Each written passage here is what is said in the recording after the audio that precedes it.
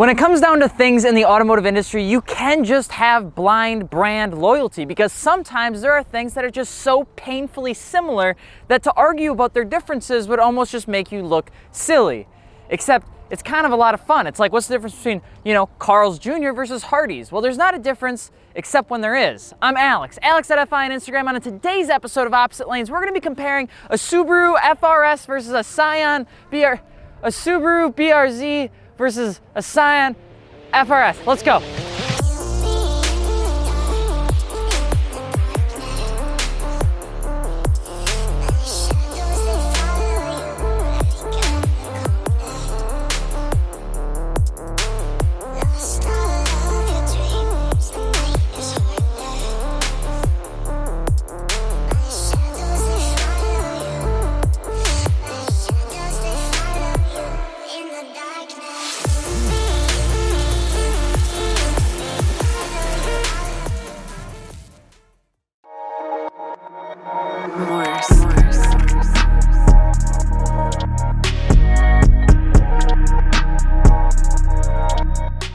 Now that we spent 10 minutes getting this 5-point harness on,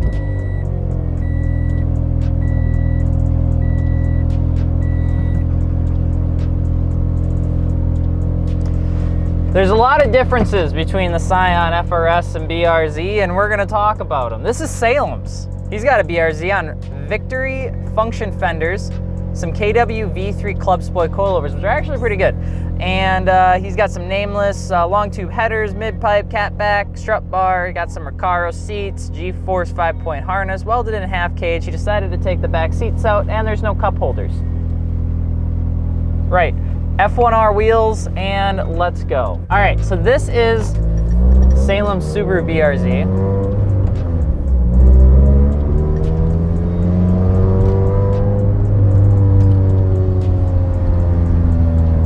It's a 2013. I already mentioned all the stuff that it's got.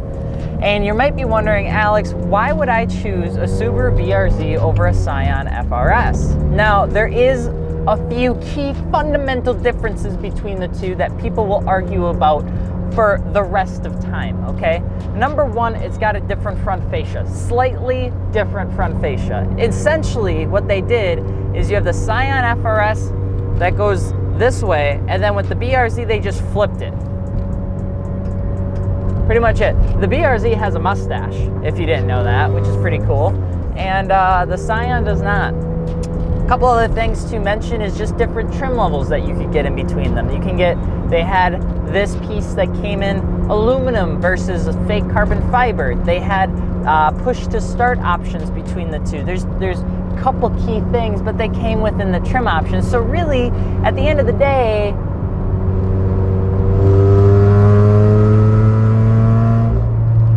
they're very, very similar, all right? Really, the reason that you'd pick one up over the other, I think for the number one reason, is either brand loyalty or price. Now, when the cars first initially came out, there was a difference in price variation in terms from the dealers and the used market. In fact, there was one that was insanely, like thousands of dollars less on the used market than the other. The Scion was cheaper than the Subaru when it came out, and then on the used market, it was still cheaper than the Subaru because the Subaru had the Subaru badge. A lot of Subaru fans love the Subarus. Now this particular Subaru is World Rally Blue. Got a little bit of a loud exhaust coming from the rear, and that has a lot to do with the fact that I think there's not a whole lot there's a little rattle, you know what I'm saying? Subaru BRZs and FRSs are very popular because they're a really affordable, really fun, or can be a really fun coupe sports car. But because there's so many of them, people try to do as much as they can to make their BRZ or FRS unique, which sometimes can result in, I don't know, people preferring one or the other because they see most FRSs are built this way and most BRZs are built this way. Now this one particularly is a little bit of a unique character. It ain't got no more back seats. It's got a welded in half cage. It's got push to start, very nice, you know? The BRZ has so many differences that you almost can't even tell how many differences they have. That's all I got to tell you. What makes this car honestly different is the fact that, really,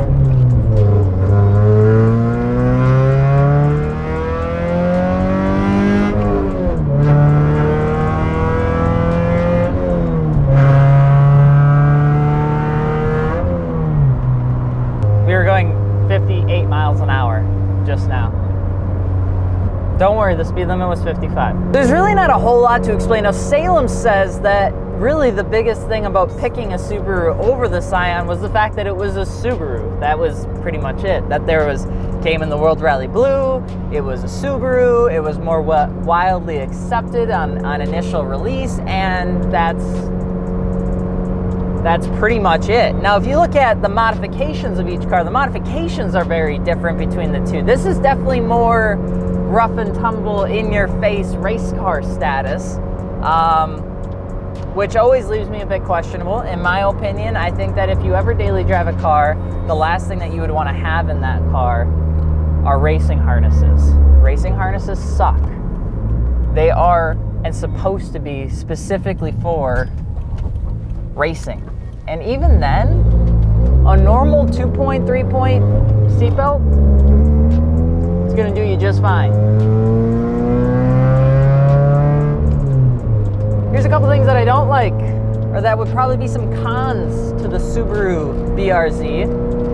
And maybe my opinion is twisted because I'm driving one that's modified. But one thing I will say is the cars definitely need to have, I think, a little bit more, maybe power or forced induction or something like that to help just give it a little bit more oomph. Now, this will probably go for both cars, but if you're looking to actually pick one up, it is important to remember that you can make them as loud as you want, you can make them as angry as you want, but at the end of the day, it's still 200 horsepower naturally aspirated engine. So they aren't inherently quick off the gate, and they don't really get much quicker without, well, a turbo or a supercharger or something that can just kick it a nickel in terms of the old displacement department. On top of that, if you're really thinking about picking one up, it's really important to understand what you're buying. This thing is a Lego. You can do so much to this stuff. You probably equate it to like an SRT4 of the time, or maybe a Civic of the time, because so many people have bought these cars that you can do pretty much anything you want. It really doesn't feel bad, but I think a lot of that has to do with the KW coilovers. If you've ever had them, they are straight fire. That's a cop. Smile.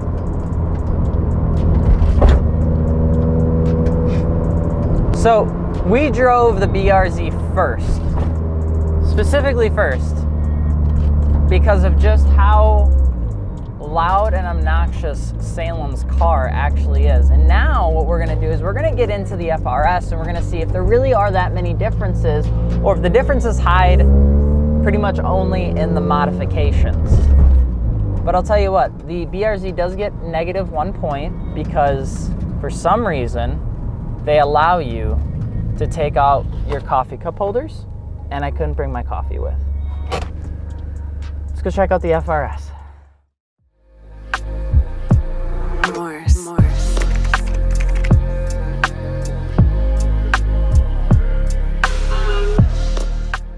Let's get in. Ooh, wow. Am I even in the same car? Ready for this? Push, there's no push button. That's okay. I won't judge. You wanna know why? Because I can just put a seatbelt on normally and we're ready to go. Ooh, ooh. Ah, this is Gels.fi. Alex Gelina, Gels.fi's Scion, all right? Ain't no BRZ, this is an FRS, okay? And I'm just gonna shoot through the old list here real quick on what he's got going on. So he's got actually Tane Flex Z's. We did a video on that. I know he's got the NT03s. Yep, the NT03Ms and the Nitto NT555. So he's got awesome wheel tire suspension setup, IMO. And then Tomy unequal length catless headers. He's got some exhaust stuff, flash tune, some carbon bits, carbon trunk, new headlights, front splitter, side skirts, all that sort of good stuff. And then on the inside, it's looking pretty stock. So the good news is we can actually compare stock interior versus not stock interior, but we're gonna get to hear I think, a little bit of a different tone. Oh my gosh. Oh my goodness. Do you hear that? Do you hear the difference? Wow. Now, this is not forced induction. There's anything different with that. It's literally just a different exhaust setup, different interior setup, and just different mods. I'm not even out of the parking lot yet, and I'm already in love. The first thing that I actually notice about the actual differences between the BRZ and the FRS, at least just kind of jumping into it, is that really it's just all about where they put different trim pieces, different color pieces, and things like that. So I know that these have like this little two-toned seat thing going on. I know they try to match it to the stitching on the side.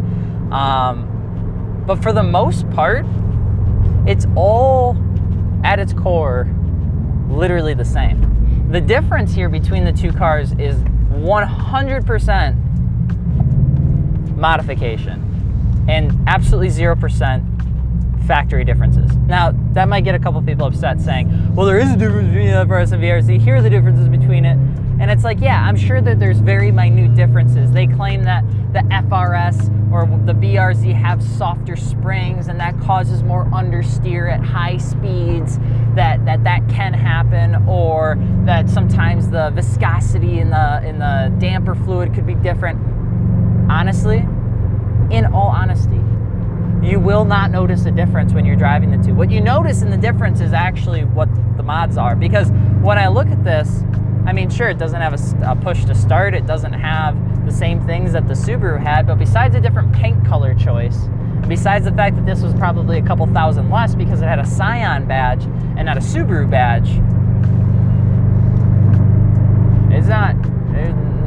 there's not a whole lot to compare it to. Opposite lanes is like, it's like comparing a toaster strudel versus a toaster scrambler. I mean, yeah, there's some differences. At least the insides are different, but I mean, they're both delicious. I will say that Gels did a fantastic job with modifying this FRS. I think it's very, very tasteful. I would say the most aggressive thing that's probably outside of like normal mods would probably be the front splitter, the Battle Arrow front splitter, because that thing's massive. But besides that, everything on this car is tastefully done. Like even the exhaust note, no rattling, no ting noises, nothing that sounds out of place, nothing that sounds like it's falling apart or breaking apart. And because we still have seats in the back, we still have a normal interior that seems to be doing a pretty good job at keeping the noise out of the cabin, you could actually daily drive this. And it's got normal damn seat belts. I don't know what it is with people and racing harnesses, but it's gotta stop. It gotta stop, okay? Now the same thing for the FRS and the BRZ. They're not gonna be inherently the fastest thing in the world, but what I will say, and what I enjoy about the FRS over the BRZ, at least when we're comparing Gels' to Salem's, is I really enjoy the tone and how it climbs very calmly, and it doesn't seem to freak itself out. Like, it doesn't seem to get more and more or closer and closer to the verge of death the higher you get up in the RPMs, which is good, you know? I actually really like this car. Plus, it's really easy to drive. Jumping into this thing, if you jump into heavily modified anything, it's kind of tough to drive, but like jumping into a BRZ and jumping into this FRS have both been very easy to drive. The clutch is super easy, the shifting's super easy. Everything about the car is a very easy car to drive, and I think that's why people like them so much. I think that's why people buy so many of them, is because they just do a good job at giving you the base fundamentals of what you'd want out of a car. I will say that this setup does feel tighter, but it's not as firm. So in Salem's car with the KWs, it was definitely a very firm feeling. It definitely didn't want to give anything at all. Whereas this, because of the wheels, because of the tires, because of the suspension, it just feels like it's a little bit more on its toes. I would say that this still actually feels a little bit better, because I'm not a huge fan of overly firm coilovers, especially in a car that you're trying to daily drive. Now, one of the cons of the FRS to remember is, just like I said before, they are for some reason, they came out a little bit cheaper, they came out a little bit more accessible. People didn't trust them as much as they trusted the Subaru BRZ, and as a result, there are a lot of FRSs out there. And when people pick up an FRS, they can sometimes be cheeched, and when they're cheeched, they don't take care of you. And that's the biggest con. Subaru BRZs, generally speaking, because there was less of them purchased because they were more expensive, the odds of you getting burned by one are a little bit lower. Scion FRSs, on the other hand, can be just beat to absolute piss and then sold, and the next thing you know, you've got a car with a ton of issues. These cars aren't notorious for a lot of issues, but they don't always handle forced induction very well. They don't always handle tunes very well. They don't always handle a lot of internal pressures. And so you have to be okay with that if you're trying to get more power out of a car like this, that you are going to be spending some time working through all of that, because these cars were never really meant to do it. Now, whether you're on the fence on if you want a Subaru BRZ or a Scion FRS, you really should be looking at how do you plan on driving it, how do you plan on modifying it, and then how much money do you have to spend? Because at its core, the cars, they're pretty much the same. They come in different colors. You want me to talk about the colors, the differences in colors? Do you really like World Rally Blue? If you really like World Rally Blue, you're gonna wanna go get the Subaru, because ain't no Scion gonna have no World Rally Blue, but it got that lava orange. Lava orange, which is what we're in right now. Max, which one do you like more? This one. Max likes this one more. Max, why do you like this one more? It's more comfortable. It's more comfortable. Max, what's the biggest difference between the two cars? The other one's ricey. The other one is ricey. Oof. You've heard it from Max first, boys. I will say that it's still loud, but it still definitely sounds like a Subaru. Bonus 2 points, because I can do this.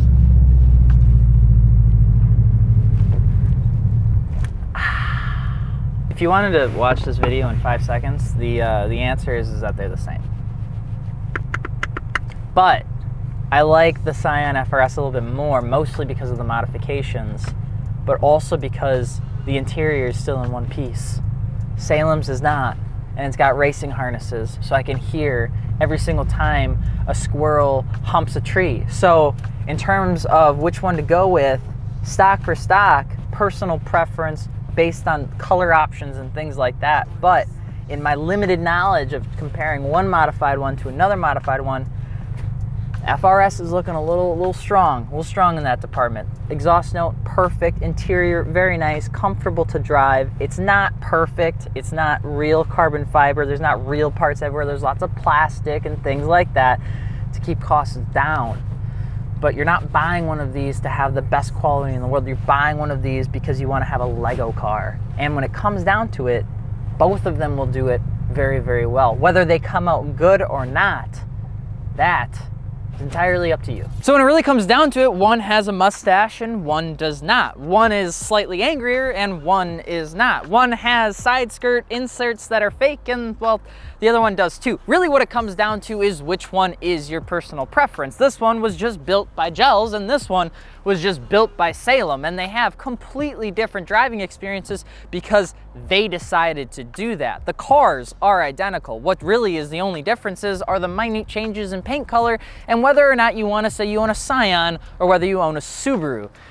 Well, it really just comes down to if you modify it well, it'll still be a good car, and if you don't, well, you're gonna pay the price. Let us know what you want us to compare next, and of course, if you're looking for aftermarket wheels, tires, or suspension, be sure to check us out over at fitmentindustries.com, where we literally have everything. And of course, drop a comment to let us know what you want us to compare next. But it would be ideal if we could compare some items that are maybe slightly sort of different, because I feel like I'm comparing my left shoe to my right shoe and trying to see which one has more or less grass stains on it. Either way, enjoy the videos, enjoy the cars. We'll see you guys later.